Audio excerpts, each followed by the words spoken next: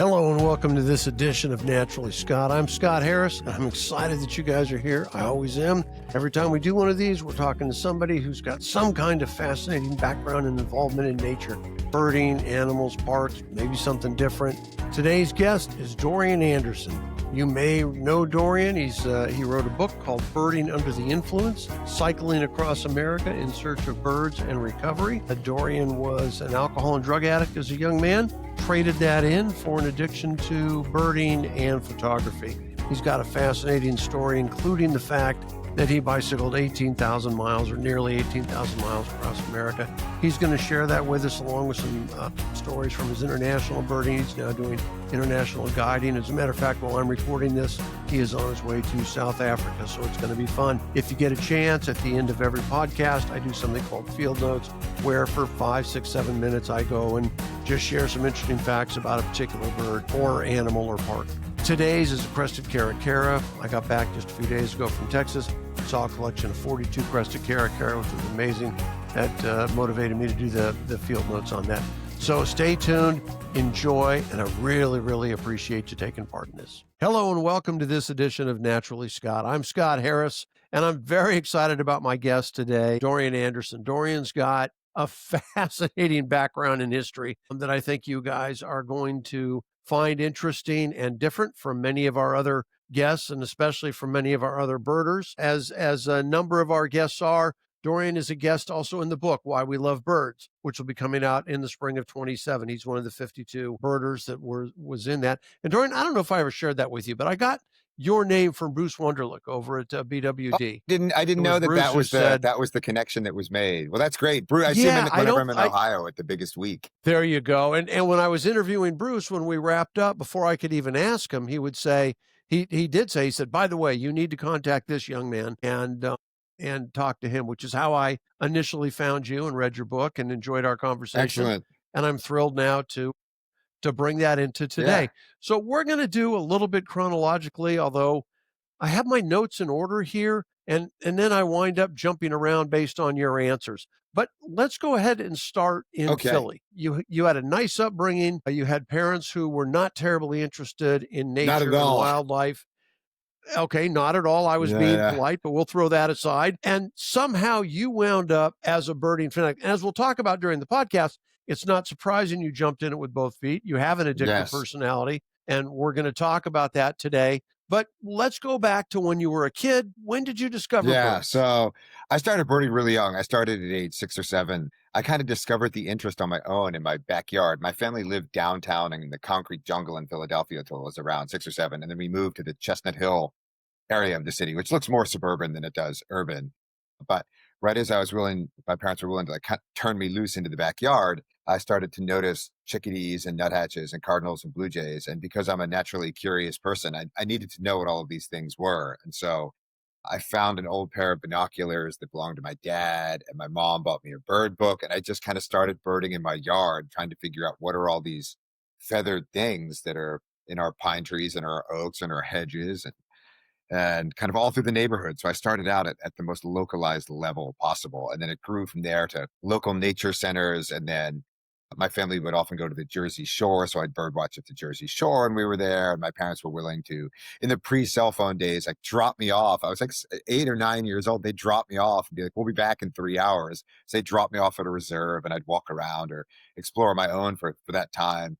It was nice. It was nice kind of being unshackled, which is something that kids today aren't. And you might be one of the younger people I know that had that freedom. Yeah, for sure. I'm a bit older than you. I'm 68, and we grew up that way. I talk to a lot of people, especially the guys, because guys and gals were treated much differently 60 years ago.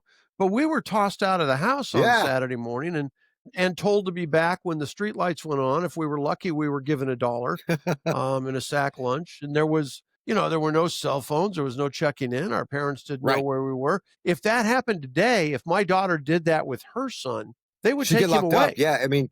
Oh yeah, absolutely. And I think it's a joy. I think it's, do you get occasionally hurt? Do you get maybe in a little trouble? Sure you do. Yeah, of course. But do you develop an education and satisfy curiosities and create new curiosities? Right. I mean, my mom would lock the door and be like, "It's outdoor time. Dinner's at 7 o'clock. Be back by then. Like, you have to be Yep. outside. This is Yep. what happens." And I'd go run around the neighborhood and I'd play with friends. Sometimes I'd go to the woods. Sometimes I'd stand around and throw rocks at the commuter train that ran right through our backyard. But I was out being a kid. I was granted license Yeah. to be a kid and not worry about too much stuff. Yes. Yep. Yep. And we weren't rock throwers, but we were Oh, orange there we throwers. go. We lived by orange Ah, groves. So we'd hide on the overpasses, and as clever as we were, drop oranges on this sounds passing very cars. familiar. Yes. Yeah. And only once did we get caught and get our butts kicked, but that's the way that it Yeah. went. Now, were you a herp guy or a mammal guy as well, or was it It was birds pretty all the much birds way? all the way. A lot of that was the fact that I lived in Philadelphia and there weren't, I mean, beyond squirrels, we did have raccoons in the yard and I was obsessed with raccoons as a kid. We had raccoons and possums, but nothing really beyond that. Squirrels, obviously. Reptiles in kind of eastern Pennsylvania in an suburban setting were kind of non-existent. So I just kind of got hooked on birds. And even now, even with all the guiding that I do, like I leave for South Africa tomorrow morning. I love seeing all the mammals, but I'm not nearly as obsessed with seeing every mammal and knowing everything about every mammal the same way that I am about seeing every bird and knowing everything about every bird. So it's there in the background, but it's never going to be as driving a force as other birds. Okay. All right. Well, and we're going to talk about some of the birds that you've seen and a couple that you Yeah, haven't. cool. But as we continue along the chronological path, you continued with birds. I believe it was when you were a junior in high school at Hodgkins, Hotchkiss. Yeah. where you Yeah, yeah. Hotchkiss, yes, and you traded alcohol for birds Yes. and began going down a different Yeah, so path. I had this vision up until I went to prep school of kind of being a an ornithologist. My mentor as a kid was Robert Ridgely. My mom was in the same like social circle as his wife. And so my mom was like, I've got this bird obsessed kid that I don't know what to do with. And his wife was, I have this bird obsessed husband I don't know what to do with. So we got paired up. And so I saw very early on that I could use this compulsion to potentially professional ends. And I still had that idea kind of going to college, but the kind of downfall of my ornithological interest began my junior year at prep school when I started getting drunk. I went to one of these like Dead Poet Society, Scent of a Woman type old school prep schools in New England. And it was awesome. It's like, it's one of these magnet schools that attracts kids, like really talented students from all over the world. So it's a great place. So you had to sign out from campus if you wanted to go and misbehave, because if you got caught drinking on campus, you get kicked out. So once I started drinking, I'd be signing out from campus and going away once a month or something, but kind of binge drinking every time. And then that as much as I can, as fast as I can mentality followed me to Stanford, where I did my undergrad. And I quickly found myself getting blackout drunk 3, 4, 5 nights a week as a freshman. Hotchkiss had prepared me really well, so I didn't have to do a lot of work when I got to Stanford. But that behavioral pattern kind of continued. And at that stage in my life as like a single guy, I was like, you know what? Being an ornithologist, I'm sure it'd be cool, but I don't necessarily want to go sit in the jungle and study birds and kind of be with a small group of researchers. I want to be in a big city. I want to be partying. I want to have access to nightclubs. I want to have access to young single women. I want to be a young single guy and uh, kind of going the reductionist route, kind of doing. And I also got hooked on molecular biology. I love the power of molecular biology and protein chemistry and stuff. So my interest kind of went from the organismal side to the molecular side. So uh, And you so 2 things. Number 1, you had mentioned to me once before that kind of the Hotchkiss thing led to a 13, 14-year birding yeah, coma. exactly. And number 2, you mentioned that you enjoyed nightclubs, but you were a DJ at some of these Yeah. clubs. It was more than which I believe you said gave you access to alcohol and women that regular folk And, didn't and almost have, which was an And almost more importantly was access to go ahead. drugs. I think that it just snowballed because it went from just like drinking in high school, like once a month, to drinking all the time as a freshman and sophomore in college. And then when I went to my first rave and took my first hit of ecstasy, I was like, I have to get involved in the scene. So that's when I went back to Stanford before for my junior year, and I bought turntables and I taught myself how to mix records, and I was playing house and other forms of dance music. And that was great because I could charge $100 an hour to play and get drunk on somebody else's dime. And then like, so I did that for my last 2 years at Stanford and like financed my burgeoning alcoholism and had extra money around to buy drugs. And then when I left So are those 300 level yeah, classes at Stanford, or how does that work? Because I've looked and I don't see it in the yeah, curriculum or yeah. anything. I mean, I was fortunate in that, like, I do have a very kind of uncanny ability to really dial down and focus when I need to get work done. And I can work really, really intensely for very, very short periods of time. And then I have lots of time to screw around. So I played ultimate frisbee and I was getting drunk all the time and DJing and things. I didn't really have to put a ton of effort into the schoolwork. And I managed to get through, which was nice. And then when I left Stanford, I knew that I wanted to go stay in academic science. I was doing research as an undergrad, and I knew that I wanted to kind of be a professor at that stage. But I wasn't ready to hop right into a PhD. So that's when I moved to Boston, and I worked in the Department of Molecular and Cellular Biology at Harvard as a research assistant for 3 years. And that's really where the drug use exploded, because then I'm not on a college campus where drugs are weed and mushrooms. I'm in a big city where drugs are everything you can get your hands on. And so between doing some DJing, a lot of nightclub promoting, I kind of got in pretty deep with ecstasy and cocaine and started messing around with other harder drugs. So yeah, you can see this like evolution that happened through kind of high school was just drinking, and then college was heavy drinking and some drugs. And then once I got out of school and was at this transition period at Harvard, it was tons of drinking, tons of drugs, but drugs were still restricted to the weekend at that stage. So it then got worse as I went Okay. forward. As Yeah. time moved on. Okay. What we're going to go back to that, but what is developmental So genetics? basically, I'm interested in how an organism is built.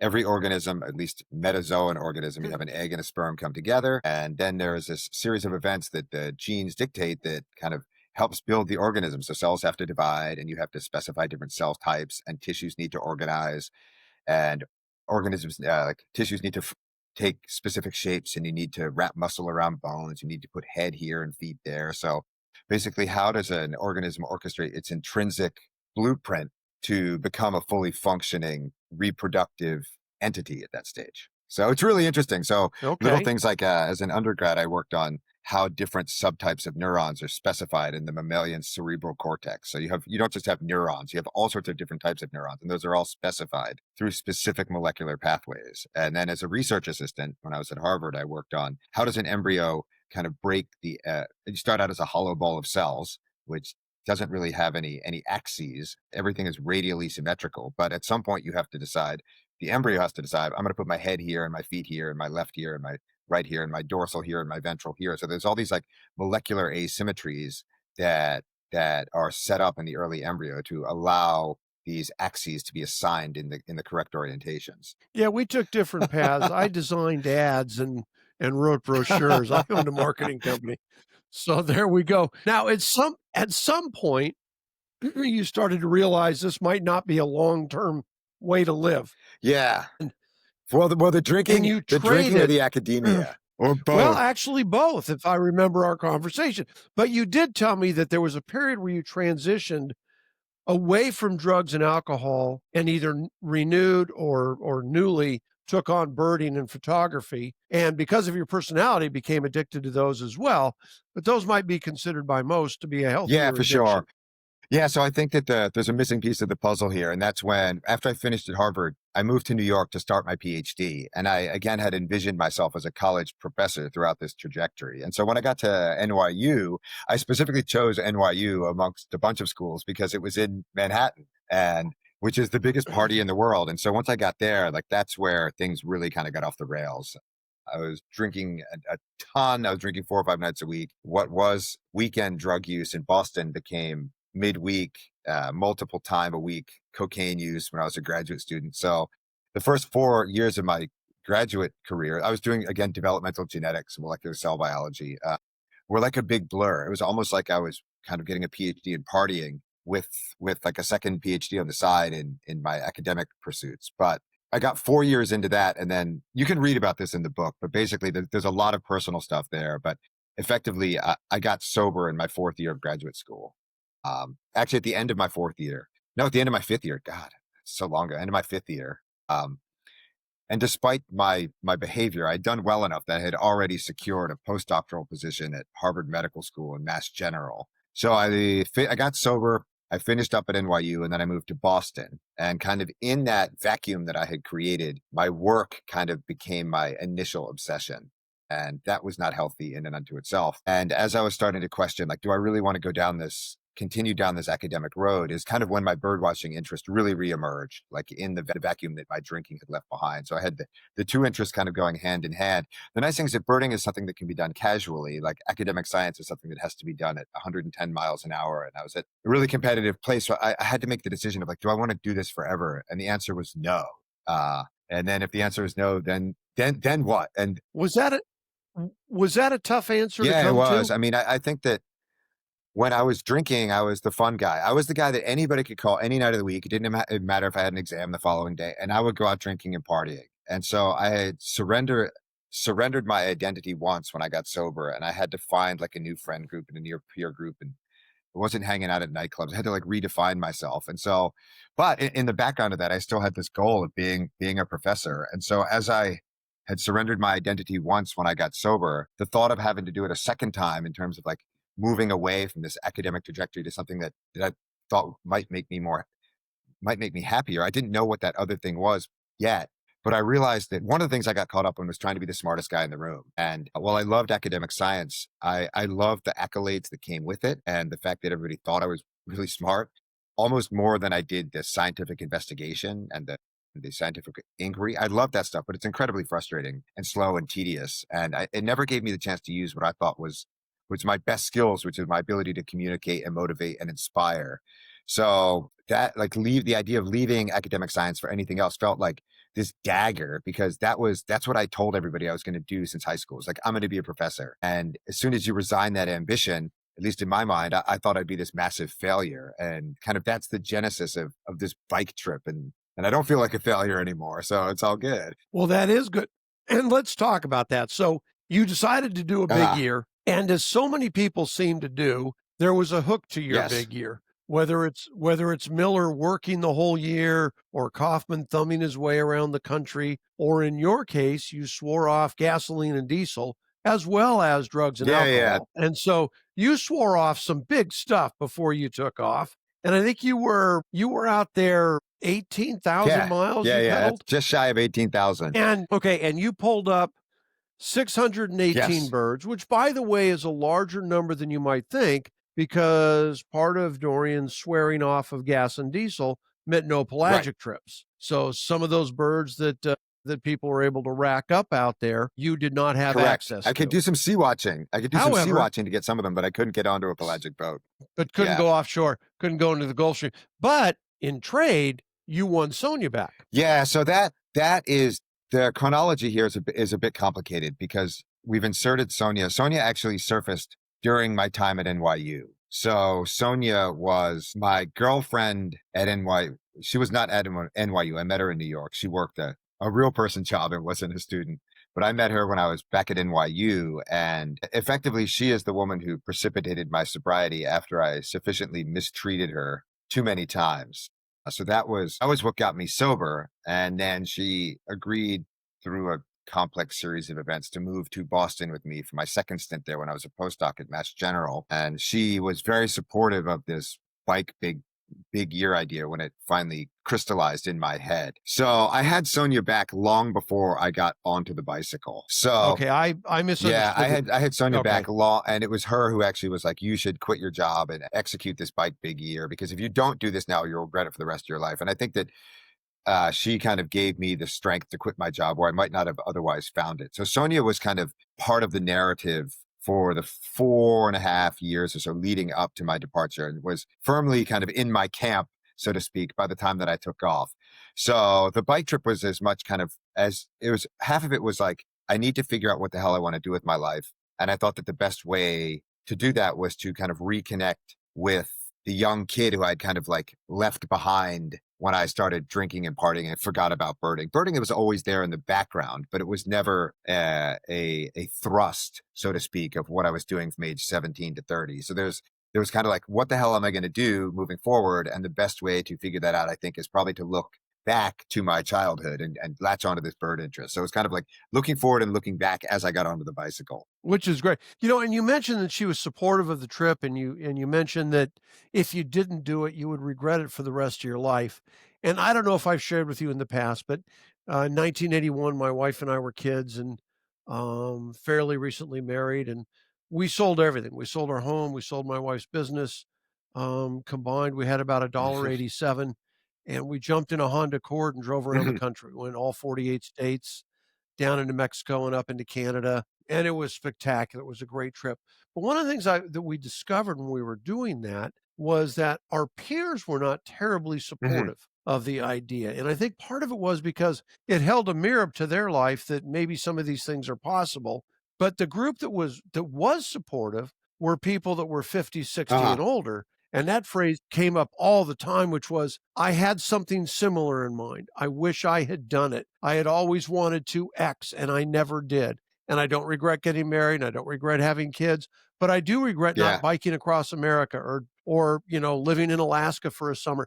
And I would have guessed otherwise in my naivete as a young man, that it would be the older people saying, you gotta Mhm. buckle down, son. You got to get a job and you got to raise kids and buy a house and do all those things. No, it was the older people who were saying, get out and Yeah. do it. You're 23 now. What does it matter if in a year you're Right. 24?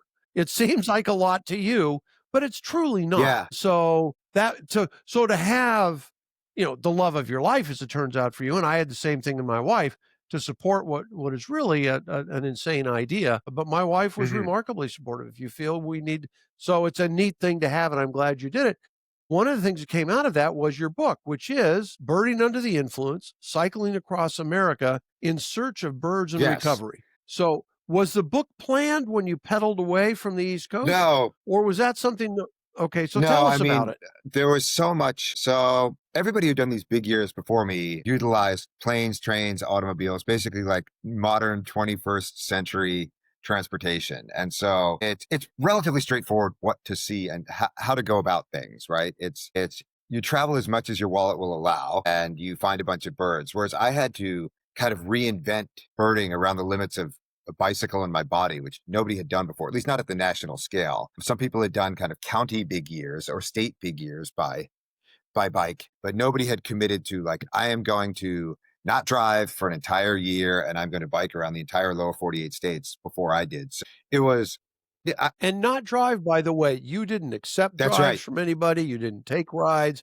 You didn't take pelagic Yeah. boats. You were using your 2 feet either to walk or Yeah, and pedal. there were instances where I got to people's houses, like, "We wanna take you out to dinner." I wouldn't even get in their car to ride to dinner, so I was like, "We're either eating here or I'll ride my bike to the restaurant, so we need to have something close to here." And the other hook was that I wouldn't get on ferries, so sometimes there would be a 3-mile ferry across an inlet, and I would ride 70 or 80 miles around the inlet, so I wouldn't like, every inch that I moved, there were no I said, "The only way that I'm getting into a vehicle this year is if it's in an ambulance, basically, if I get hit." So at the outset of the year, I had so much more to manage than any other big year birder could even imagine. That the idea of a book was not in my head at that stage. I had to worry about weather and wind and distances and finding lodging. Like most of these other people, a lot of the people who had done the up to there had enough money they could stay in hotels every night and eat out every day. Like I didn't have that luxury. A lot of the young kids could sleep in their car, but I couldn't do that in Massachusetts in the winter. So there were just so many logistics I had to manage at the outset that a book was not on radar. That is something that when I got off the bike, I started to think about, and that's why it took a little bit of time to write once the adventure was over. And did you enjoy the No. writing? Well, I should take that back. I enjoyed the writing. I hated the publishing process. It was like very humbling and it was humbling and educational. It was also incredibly frustrating and cold. It was awful. I said at the end of the when the book was done, I said I will never ever ever write another book. The publishing process was so miserable. I now think I might change that tune if I found something that I thought was sufficiently interesting to write about. But the writing process was more therapeutic and enjoyable. The publishing process was just a nightmare. Yeah, and you know what? I have heard that over and over and over again. And for me personally, I've been blessed. I've published about 50 books, and my original publisher, who I still have for all of my Uh-huh. westerns and everything, they contacted me, so I didn't have to go through that Hmm. nightmare. And I'm going to do a little shout out here because Leslie Meredith is my agent, and Timber Press is publishing the book, which you're going to be in. And both of those things came about. I don't want to jinx my future, but relatively easily, and so I did not go through the things that so many of my friends and peers and colleagues have gone through as writers. And you see it all the time, great successful books being rejected by house after house or Yeah, agent yeah. after agent. And then, and so you realize what a crapshoot it is I just happened to have rolled a couple of lucky dice early on, and out of it's fair to say you tried to help me out and introduce me to somebody, so I wonder how many great books have been written and aren't published, or how many great books have not even been tackled because people just feared the process of getting Yeah, it I mean, out there. it's tough. I mean, Leslie rejected my book not once but twice. So it's like what one person sees is gold, somebody else sees is garbage, right? So it depends on the person, it depends on the day. And the other thing is that honestly, I took science and math in college. I basically skated taking English because I was at a national university, and so I took like a film noir class at Stanford to satisfy that pesky humanities requirement. So I didn't read any books in college. I just did problems and experiments. And so I didn't know how to write dialogue. I didn't know how to build tension. I didn't know how to storytell. So many of my rejections were self-created in that I didn't write well enough. But at the same time, there's all kinds of other hurdles involved in the publishing process, like meeting the right person, Yes. having the right connection with the agent. You want to hear from lots of different stories. Like there've been some big year books out there already. So is that market saturated? Like what angle does the bike bring? Like some people got that, other people didn't. So it was a headache. And like I said, Well, yeah, and I got through it eventually. that's an odd thing.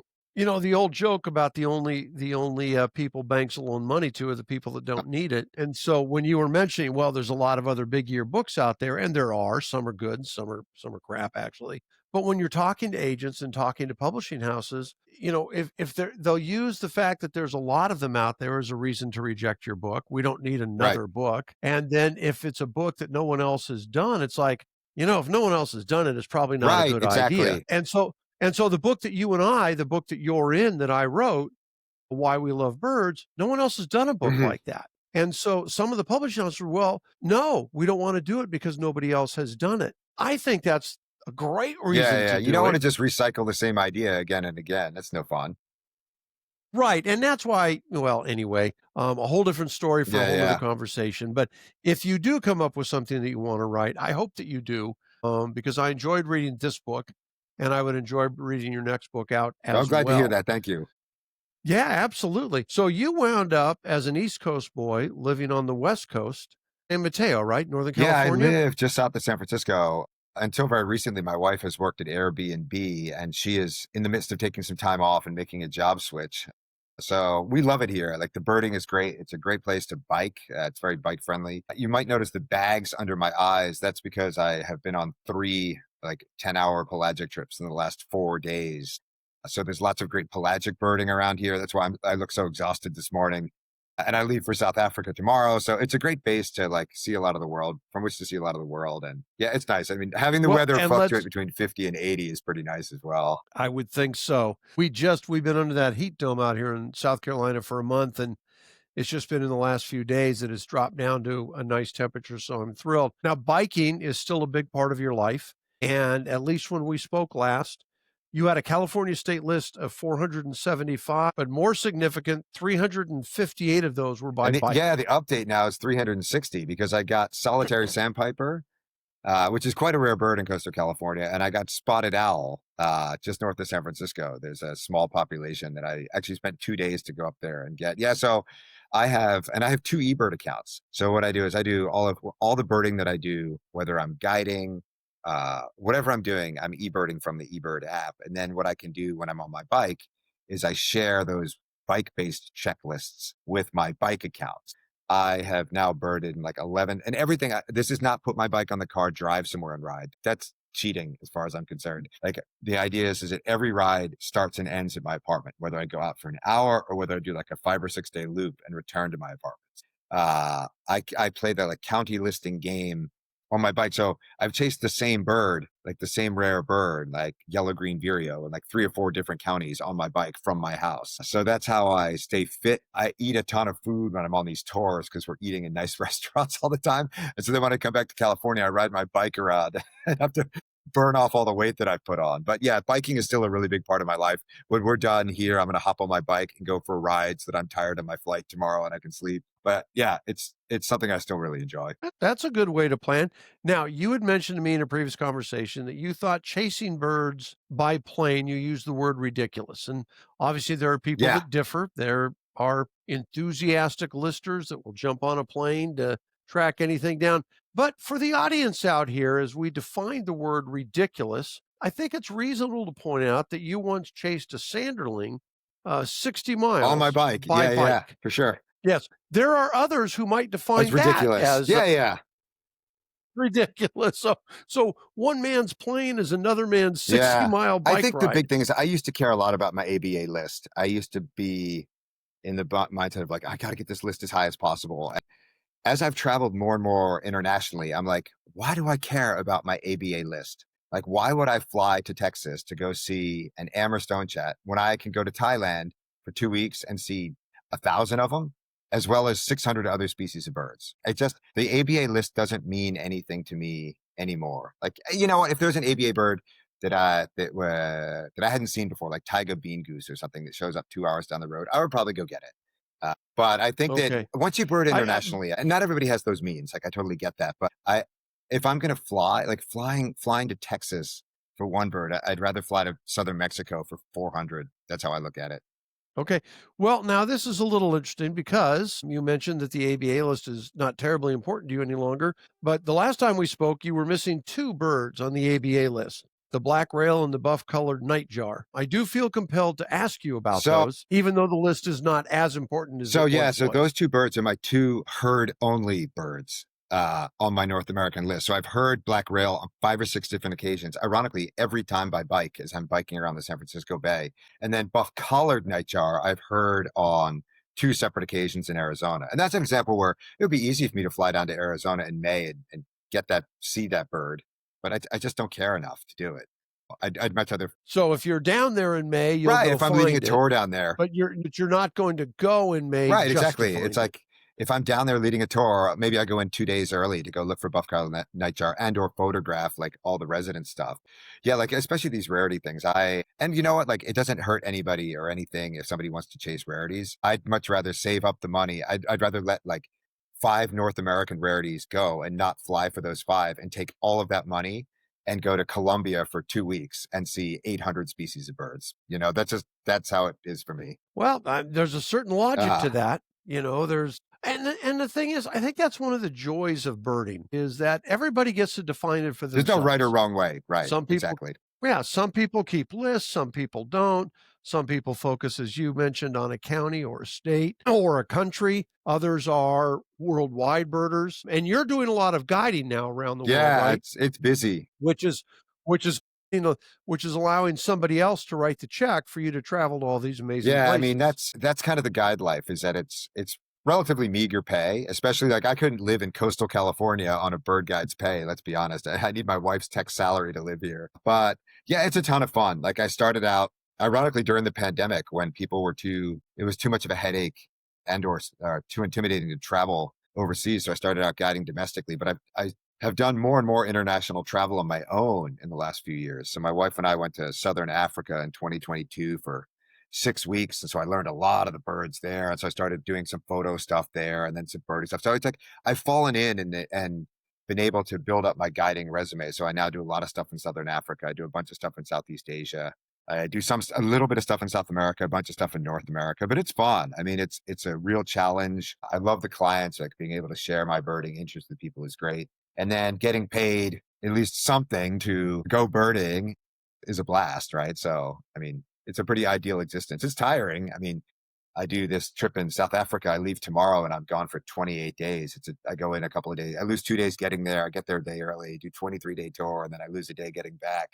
So I'm gone for all of September. I get to see rollers and giraffes and sunbirds and other cool things along the way. So it's not all bad. Those are some great things. My wife and I just went to Eastern Africa. We were in Oh, Kenya, and nice. Tanzania, and to your point, you pick up a couple hundred birds, and for me, 15 raptors, which was Oh, a that's right. treat. Because you're really into the raptor As stuff. Yeah. I'm really into the and three new goshawks, by the way, which were just Uh-huh. gorgeous. But I also thoroughly enjoy the mammals. I'm writing a book now on mammals here in the U.S., and so for me, the megafauna is a very cool deal as well. I'm curious, and you talk about preparing for a trip. Have you guided a trip to a place where you had not been In the before? US, yes, because it is, I mean, I know I mean, first of all, let's establish I'm not the best birder in the universe. I'm a real good birder, but there are many people who are better birders than I am. But I know what a very good birder should know, which is like all the North American birds and almost every one of their vocalizations. So in North America, it's not a big deal. I have no problem going to Kentucky and guiding a bird tour sight unseen because I know all the birds. Internationally, no, I don't like to go places that I haven't been before. I don't necessarily think that's super fair to the clients. It also depends on the tour.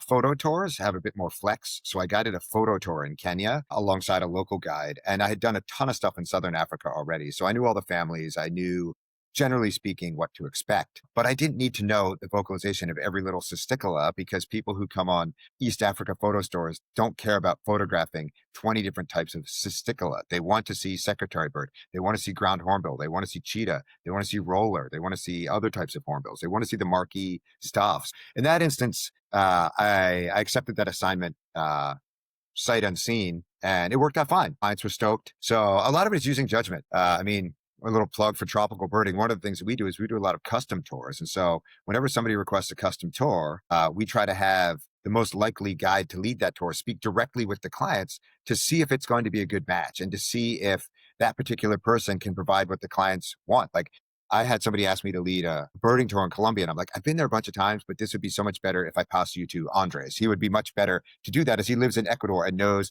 the birds in Ecuador, Peru, and Colombia much better than do I. So like I think that you have to be honest with yourself and say like that's a place I really want to go, but is it the best thing for the client if I take them versus handing them off to a colleague who is infinitely better equipped to handle the client in that given geography. So I tend not to do sight unseen internationally, but I'll do sight unseen domestically all the time. And another point I wanted to make, one Okay. other quick point I wanted to make about like No, go ahead. international birding, not to totally trash on ABA listing, but I don't find that you learn a lot about the world, like flying to South Florida 10 times and flying to the Rio Grande Valley 10 times and flying to Alaska 10 times. But if you fly to Namibia once and you fly to Paraguay once and you fly to Senegal once and you fly to Cambodia once, like you learn so much about the world and you get to see how America stacks up and you realize there's some really great things about America and there's some really awful things about the United States. And the time out of the US and Canada, well, I shouldn't, out of respect to Canadians, lump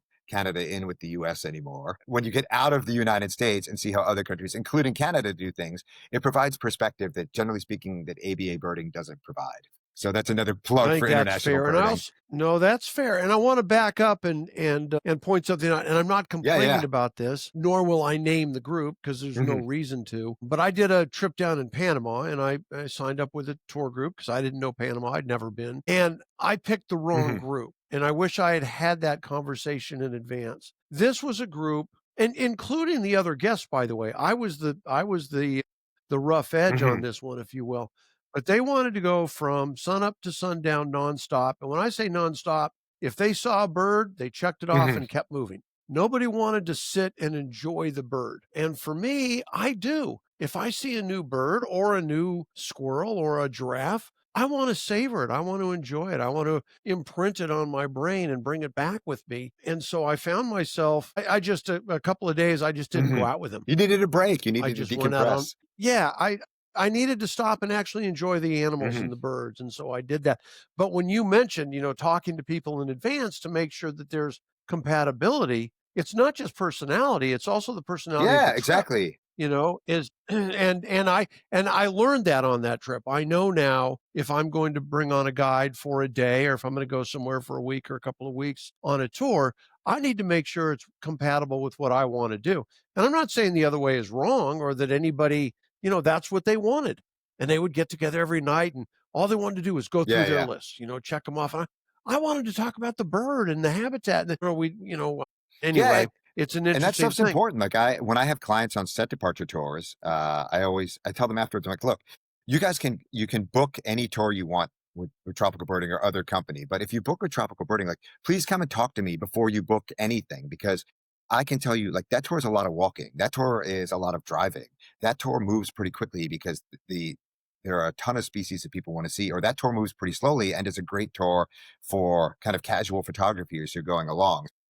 I think that I think that like this is what you want in like a guide client company kind of relationship, is you want to be able to have this fluidity where there can be a conversation had from the company to the guide, potential guide to the client, so that everybody's happy.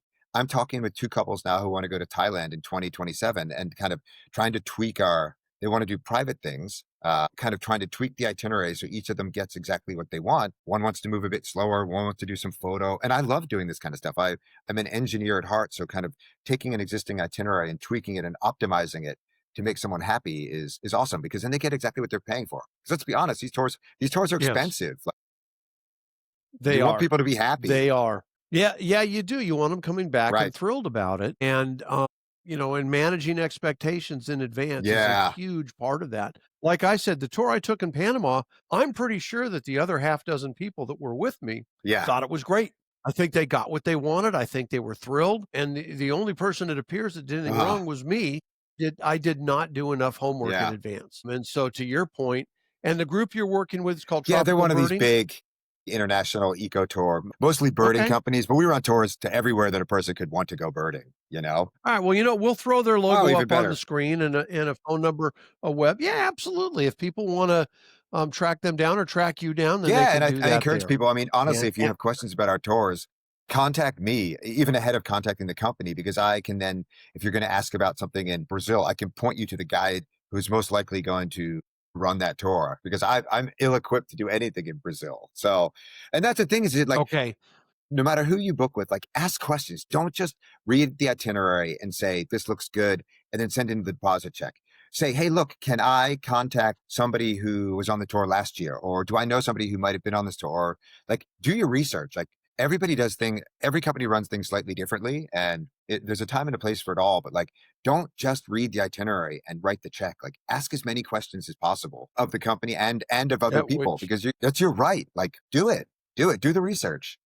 And it is a big Yeah. investment of time and money, and for a lot of people, it may be the only one Right, of those and you trips wanna they make ever sure you get to get it go right. on. And okay, so just as a point, when we get to the end of the podcast, I will throw my email address up. If you want to get in touch with Dorian and talk about his trips, I will forward that Perfect, to him. cool. So just send me a note and we will do that. Now let's talk a bit because you've gotten very seriously into Yes, photography. exactly. Yeah, it's amazing. So Go so ahead, yeah. Okay, so before I forget, when we're done, and I'll remind you again, send me whatever photos you want that I can throw up during this Ah, okay. podcast.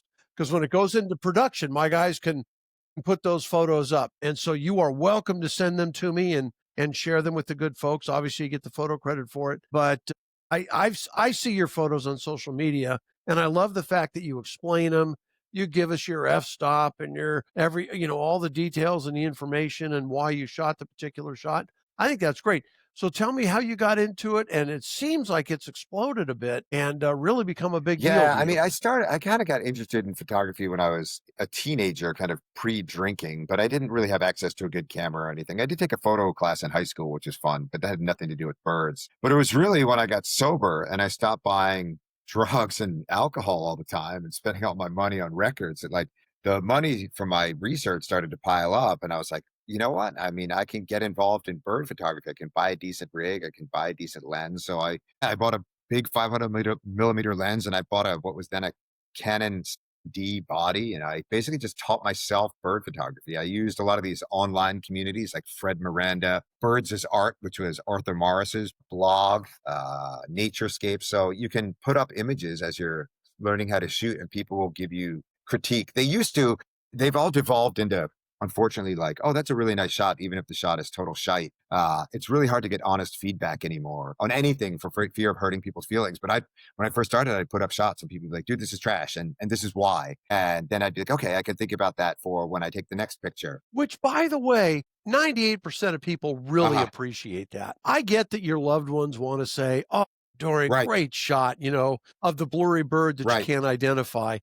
But you're not going to get better through It's the that. same thing. You Whereas can't have friends and family read your book in the early phases, because they're going to tell you yeah. it's awesome. You have to get feedback from somewhere. And so by getting that feedback online, like, I kind of taught myself, so to speak, it just snowballed. So it's addictive, and you want to take better pictures. And so you figure out how to use light differently, how to approach birds, how to get low, how to take action shots. And then you the gear gets better. So you buy some better stuff every few years, and it snowballs, and it's a lot of fun. It's, as somebody who likes like the technical side of kind of editing and knowing what settings I used in each instance, like it really, I find like the process of editing and putting things onto the website both therapeutic and satisfying. Like I love sharing my birding with people when I'm guiding, but only the people who are there in my immediate proximity do I get to share that with. Whereas like pictures I can share with people all over the place because of how social media works, right? So it's just a ton Yeah. of fun. And some like this South Africa trip that I'm doing is a birding trip, and I'm sure I'll be able to snap a few pics along the way. But then I get to go back to South Africa in November to lead like a more dedicated photo trip, and these are the species we're going to work on this morning, or like we're going to spend the entire morning in this blind waiting for these 7 or 8 species to show up. And that's where you get these really beautiful photos of things, because birding is about breadth. Photography is about like focus on a couple of species at a time. So it's a lot of fun being able to like Yeah. have the two things interplay. And eBird's such a cool platform because it keeps track of all your lists, but it also, I mean, I have a website that I maintain, but when I kick it, whether that's this afternoon's bike ride, if I get run over by a truck, or when I have a heart attack when I'm 90, when I die and I stop paying Let's hope it's the latter. it depends who you ask. All my enemies are like waiting for me to get run over. But it's like at some point I'll stop paying the $100 a year maintenance fee on my website and it'll disappear. But that's where like having the photos uploaded to eBird is like your little legacy, right? Like you put in your stuff there, and in theory that'll be there forever, right? Unless like Trump comes for eBird as he's come for everything else. So we'll see. Whole different podcast. All right. So what kind of gear are you using? What do you shoot? Right now, I've been a Canon shooter for a long time. At the moment, it's a love-hate relationship, but I shoot a big 600 millimeter f4 lens. So the thing weighs 8.5 pounds, but it's really fast. And when I say a lens is really fast, what that means is it has a big opening at the front, which means it gathers a lot of light, which means that I can shoot at a quick shutter speed, a short shutter speed, and be able to freeze action. It also, with that big aperture at the front, means that I can generate these like out of focus foregrounds and backgrounds. So you get these really beautiful blurs behind and in front of your subject. So you have this like really thin plane that isolates your subject. But the bigger that front element on your lens, the harder it is to grind it properly. And so the more expensive the lens gets. So I have more insurance on my lens and my camera gear than I do on my car. So you can figure out where my priorities are, which is why I have a crappy car, because I like spend all my money on my camera and then ride my bike around all the time. That makes sense. I'm curious, like when you go to Africa, if you're carrying around a 600, how are you shooting the lions that come up to the Jeep, or even the birds that come? So you have to pick your poison. You can't, there's no lens that will shoot both mammals and birds properly. People will argue with me with that, but for birds, you want to be at 600 or beyond for most things, or at least small birds. Mammals, like I also carry a 70 to 200 f2.8 lens, so that's how I shoot the stuff around the truck. But you kind of have to pick one or the other. You can use a 100-500 that will get you some birds and it will get you some mammals, but it doesn't do either one ideally. It's too short for birds. It's a right, Chevy. right. It splits the difference. So when I went to Africa, instead of binoculars and a camera, I carried 2 cameras. So I had a 7200 on one and a 200-600 on the other. Because, well, as you know, you don't want to be changing lenses out in the middle of the Serengeti. Number one, you wouldn't have the time, and number two, the risk of the sand and whatnot, it's not worth it. And so my wife says, then I have a pistol and a rifle when I'm out there, and which I guess is the closest I would come to hunting.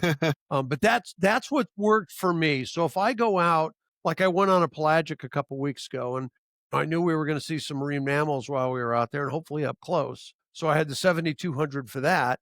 But then, you get some of these shearwaters and stuff that are way out there. I could push it up to the 600 to get some shots. There's no magic bullet, even with like even any given lens. Like there's things that it can't do in any given body. Like, would you rather have a high megapixel body that has a bit more noise that allows more cropping, or would you rather have lower megapixel body that has no noise, but you can't crop into it as far? So there's no magic bullet, and you can spend as much as you want. And the most important thing is to learn exposure theory and to learn how to compose interesting photographs and learn how to be patient and work with animals. The truth is that I don't get to do a lot of shooting, especially on my birding tours, because I'm too busy pointing out birds to people. Like I generally speaking don't do any shooting, at least shooting of consequence, of like proper images that are going to get processed and put on social media.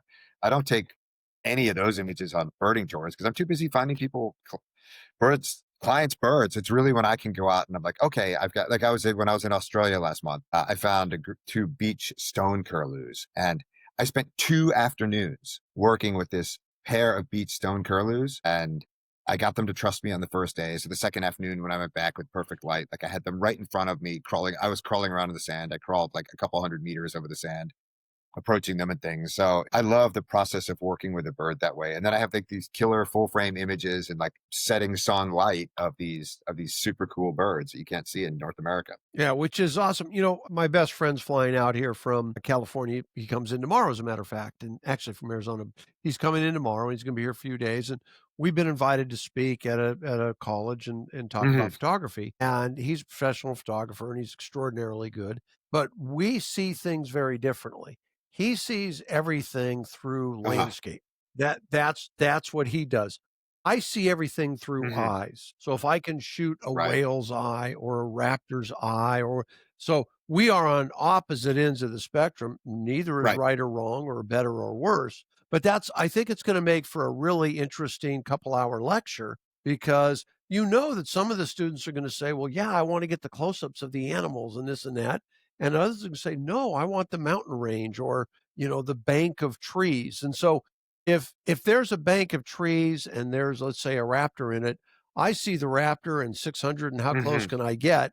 And he's thinking wide angle lens and, let's bring this entire thing home, and combined their magic. But part of, when you're talking about the equipment, you kind of got to know what you want to shoot, Yeah. I mean, right? Because there's if you're shooting something completely different than me, then the lens that you use is not right. going to be of tremendous Like a lot value of to the me. stuff that I'm seeing come out now is shot with a 100, 500, and it's kind of these small and frame habitat type images, and they're really interesting. They are really, really difficult to get the balance of like bird and habitat right, or animal and habitat right. But if you do, they're really Mhm. magical. But you don't really get those with a 600 because you're like so dialed down on the subject and trying to get the detail in every feather. Mhm. Landscape lens usually you'll miss that as well because the animal is too small in the scene to really contribute. But there's a lot of people doing some really, really creative things and with this small and frame habitat stuff. And it doesn't work terribly well in an urban environment, unfortunately, because you're trying to take a picture of an animal and there's like a bus in the back, or like here in the Bay Area, I can't really take those sorts of shots because there's always a bridge, a person walking a dog. Like I won't have anything man-made in my photos. So if there's a post or a sign in the back, it's useless. But you see these That we when you agree see on. these I don't yeah, like it's too man-made easy. stuff. If you're willing to take photos of birds on man-made stuff, there's really like for a lot of perching birds, there's no challenge. There's no challenge to get a picture of a kingbird sitting on barbed wire. There's no challenge of getting a meadowlark sitting on a post. To get them sitting on a flower or to get them sitting on a cool branch or something more natural, that's where the challenge is. I've kind of drawn a line that I won't photograph birds with anything man-made, sitting on anything man-made or anything man-made in the frame because but that means it is hard to take these small and frame type shots where I live because there's so much Mhm. man-made stuff around. When you're in Canada and you have the Right. gray jay sitting at the top of a tree and some beautiful unspoiled mountain behind it, it becomes a bit easier. So, but I love those Yeah, shots. that does I open up. love those shots, and I think the people who take them are way more creative than am I. I tend to be like I want to see every feather and all the important plumage characteristics and field marks because of my birding background. I'm not into like heavily processed and like adding shadows for drama, and that stuff's beautiful and it's really artistic. But I like what the final image is to be representative of what I experienced like through the viewfinder, more or less. That we're in Uh-huh. 100% agreement on. The one thing where we differ slightly is, you mentioned posts. If there's an old beat up Yes, post along a back yes, road in North Dakota, no, that I'll I shoot, agree. because I just I that's my If there's enough exception. I decay, think that if it's is beat up enough and there's yes, enough stuff yes, growing on it, yes. you can get that through. I agree. Yes, you give me some Yeah, moss yeah, and yeah. a couple of chunks torn out of it over time, and maybe an old piece of barbed wire hanging down the side. It's not gonna that Yeah, I'm if it's into. gnarly enough, I agree. Okay, fine. We're on the same page then. All right. So I'm gonna ask you about a book, and we talked about it, so I know you've got one. But before I do, Talk to me about Oh, Albatross. yeah. So You're a big Albatross guy, so let's let the world hear your views yeah, on so I Albatross. guess in like a previous conversation, people always ask me like, what are my favorite types of birds? And it's shorebirds and albatrosses. But I think that albatrosses, there's something really romantic about being this kind of like lone, solitary bird cruising around whatever ocean, Atlantic, Arctic. I guess there aren't Antarctic, Southern Ocean, because there aren't any albatrosses in the Arctic, Pacific, Indian Oceans. There's something so romantic about just kind of cruising around by yourself, exploring the world in this what looks very outwardly homogenous environment, but albatrosses know exactly where they are at every moment. I mean, this is why I love pelagic birding so much. I was looking at black-footed albatross the last 3 out of the last 4 days off the California coast here. They're just so cool. They're so elegant. And it's one of the things, I mean, I'm stoked about going to South Africa because I get to go pelagic birding in Cape Town again. And there you can go out and see 500 albatross in a day. So they're just so cool that they can go for like hours, days, if there's enough wind without flapping their wings. Just so good at navigating. It's just in many ways.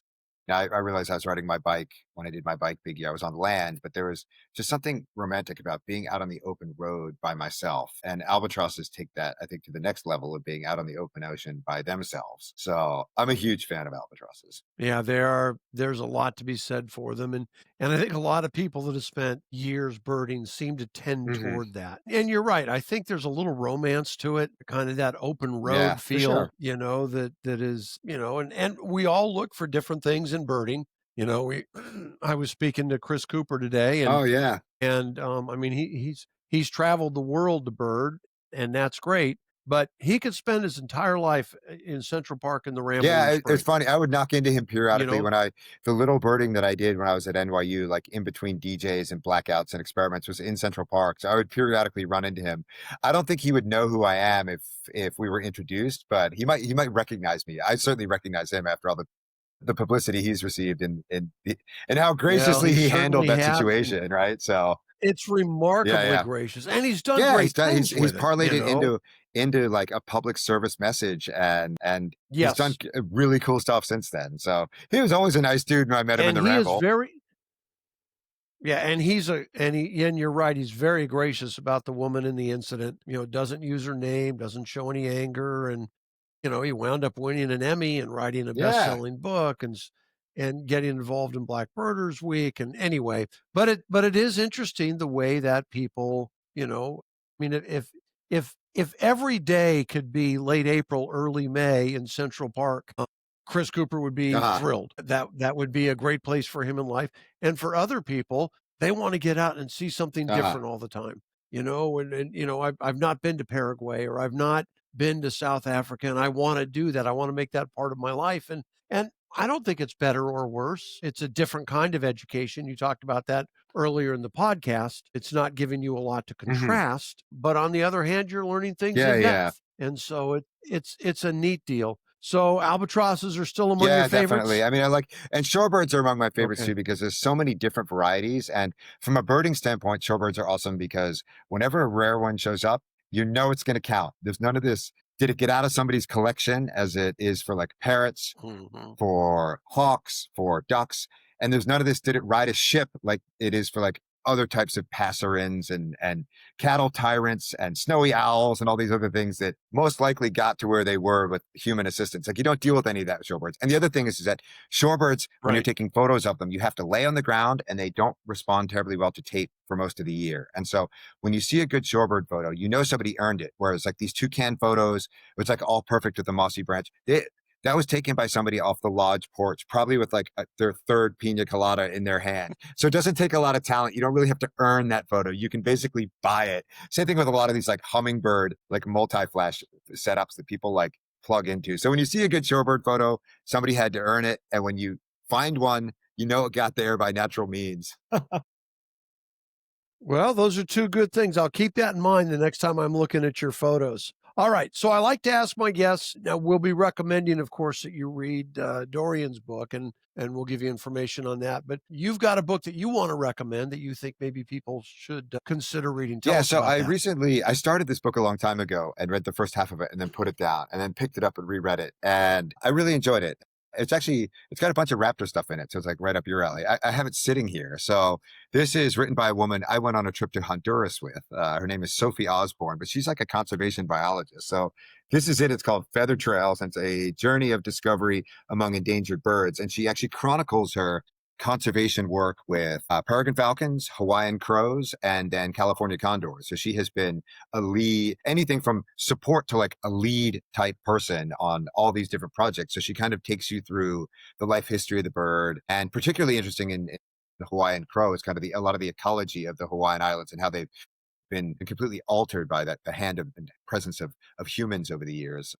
And the condor stuff is really interesting because a lot of it hit close to home because I now live in California. So I felt that the book, it started off well, but it was even better like as it went along. So I really enjoyed it, and I would recommend it to other people. Well, you know what? I'm going to throw this out. Sophie is a guest in the book. Oh, is she really? There we go. Perfect. And absolutely. If she recommends my book, I promise it wasn't like a setup. She hasn't been on the podcast yet, but I'm going to be careful when I watch that.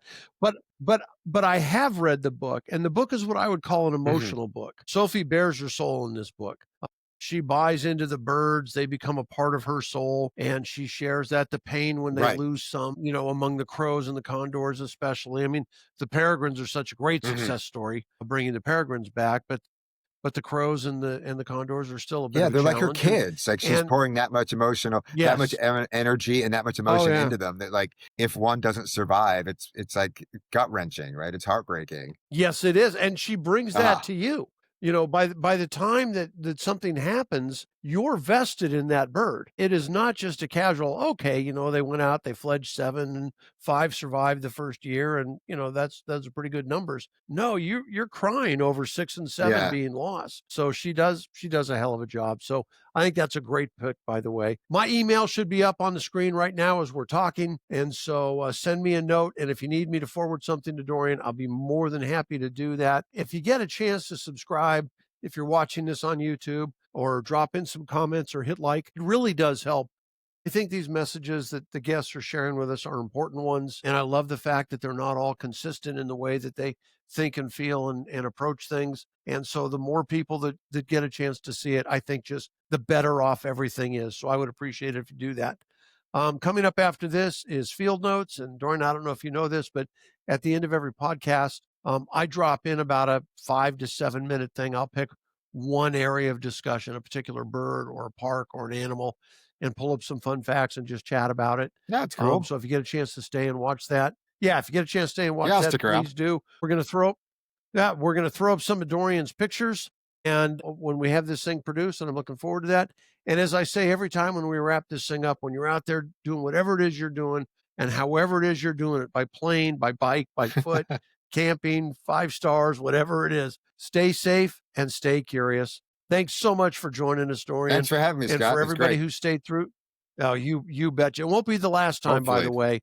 We'll probably want to get together, maybe talk about your Africa trip. Yeah, there's plenty of them. But stay safe, stay curious, and enjoy yourselves while you're out there. Thank you so much. Welcome to this edition of Field Notes. I'm your host, Scott Harris. As always, I'm excited to have you watching, man. It's a great thing. For those of you that are here for the first time, Field Notes is a little segment we do. It's just me chatting. It follows up our regular podcasts. It can be seen independently or as an extension of the podcast. But it's a great chance to find some individual little subjects and chat about them a little bit. Normally that's a bird or an animal or a park that we talk about and go a little bit in depth on. Today is going to be a bird. It's the crested caracara, which is a really cool bird. And I have a story that I want to share with you. I just got back this morning with my son, Justin. We were down in Texas for a few days. We went down to see the Mexican free-tailed bats. If you've never had an opportunity to do that, there's a place called Bracken Cave, which is the highest concentration of bats in the world, 20 million bats in the colony. Anyway, we saw them, and we're doing a whole podcast on it with the gentleman who runs it named Fran Hutchins, and I'll share that with you, but it was really, really great. And then we went to drive 4 hours down south to go into Alamo, Texas, which is the home of the Alamo Inn, which for those of you that are birders, you're probably familiar with it. It's a great place.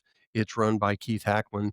And we drove down 4 hours just to have lunch with Keith and his lovely wife, Audrey, and show my son this. He's never been there. I've stayed there a number of times, and it's a treat if you've never had a chance. And I'm going to take my headphones off and share with you a gift that I got from Keith, which I thought was pretty cool.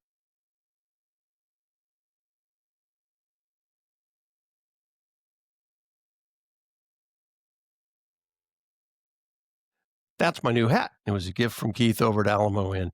Anyway, and I will share with you the story, and it occurred on the drive down from San Antonio to Alamo, but a few things before that. A crested caracara.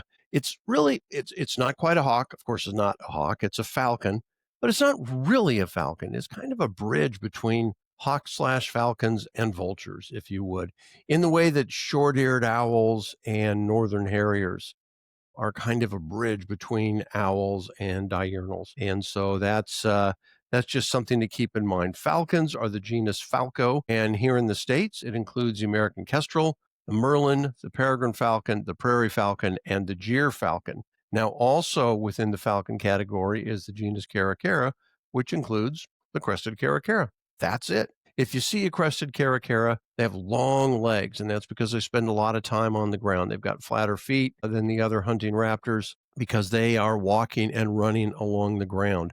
They've got a bare reddish orange face, a dark cap. It's kind of vulture-like, actually, when you look at them. And it's when you see them, you think, I wonder if that's vulture, if you don't know.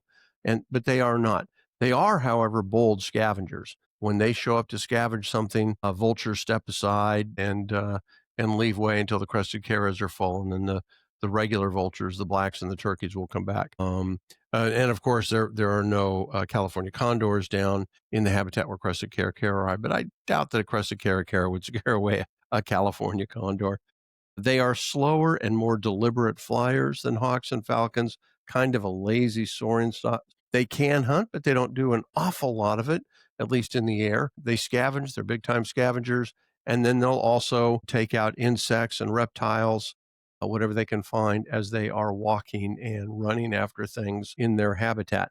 They are masters of, and I'll try to pronounce this correctly, kleptoparasiticism, which is they steal. They steal food from vultures, they steal food from pelicans, they even steal food from some hawks. And so they are just opportunistic eaters. I equate them a bit to gulls in the way that whatever they can eat, that's what they're going to eat, and they go after it. So it's an interesting lifestyle that they lead.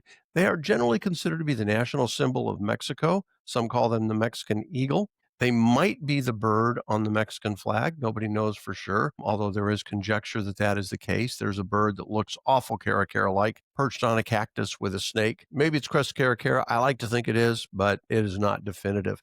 They like open habitats, grasslands, deserts, ranchlands, and again, it's because they're walking and running around, primarily grabbing things off the ground. In this states, you can find them predominantly in Florida, Arizona, and where we were up until this morning, in Texas. And that's where our story takes place, in Ben Bolt, Texas, about halfway between San Antonio and the Alamo Inn. The Alamo is in San Antonio, but there is a town called Alamo in southeastern Texas.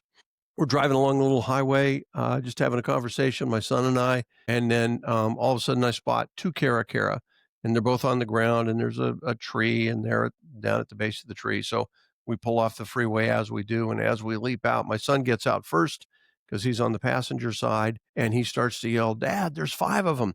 Dad, there's 10. Dad, there's 20. Dad, there's 30." And as he kept counting, we got up to 42 crested caracara, 42 of them in this one field.